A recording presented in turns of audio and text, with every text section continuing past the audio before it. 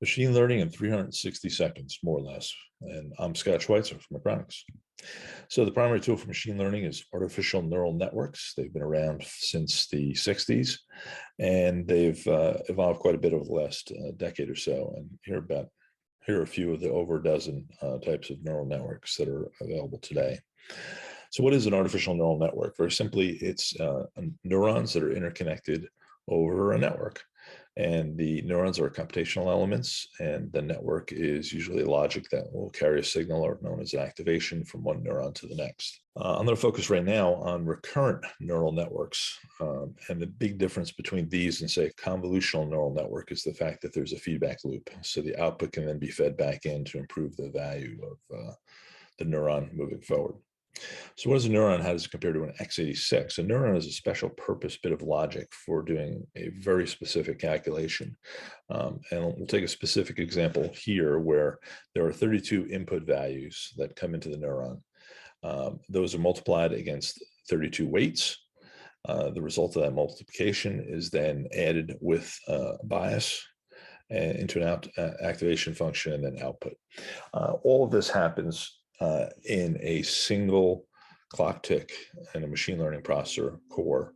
Those are clocked, at least with the Acronics, at 750 megahertz. So that's 1.3 nanoseconds to do all of this. Our traditional x86 CPU core at 3 gigahertz, this would take 43 nanoseconds because you require 65 nanoseconds to load all these values into registers so they can be operated on, 32 clock ticks to do the multiplies, another 32 clock ticks to do all the additions, including the addition of bias back in, and then 129 clock ticks total, which is 43 nanoseconds eventually.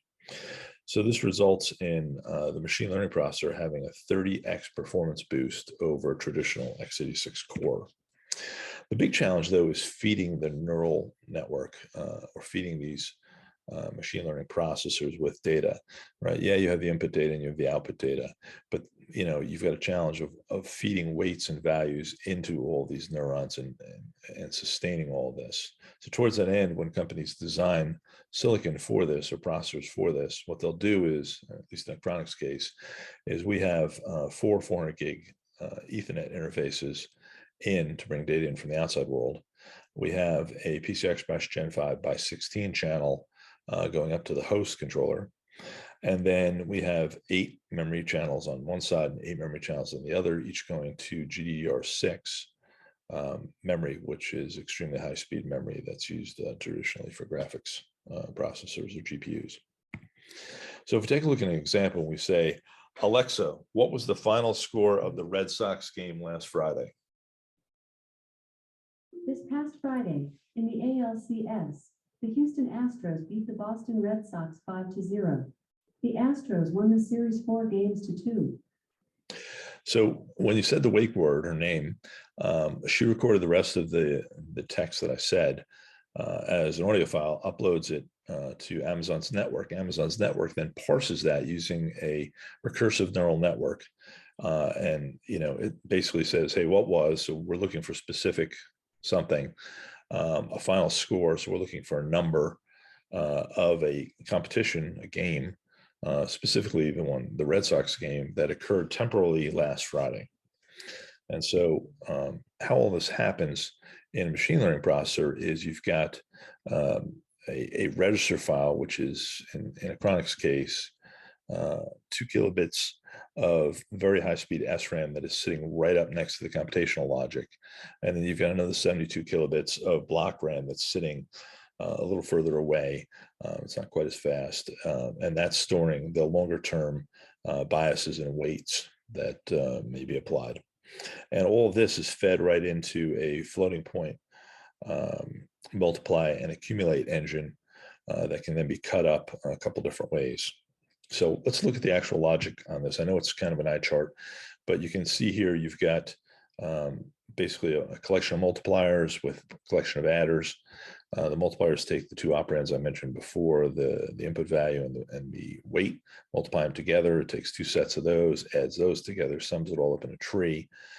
brings back in the block exponent value so that the numbers are rationalized back, and they can cascade it out, or it can do some additional functions to it. And all of this happens within one machine clock cycle, 750 megahertz. So now imagine putting 2,560 of these machine learning processors across a very high speed 20 terabit per second network on chip. And that's what Achronix has done. As I mentioned before, we bring 400 gig Ethernet interfaces in. We have a PCI Express Gen 5 by 16 channel to the host. We've got our 20 terabit NOC here to move data around. 16 channels to memory, and then 80 configurable access points on this network, both horizontal and vertical network lines to carry the data around. And you can put additional logic into the FPGA to massage the data as you need to and feed it into these machine learning processors. If you wish to learn more, please visit achronix.com/getting started Achronix. Thank you, and I hope you have a great day.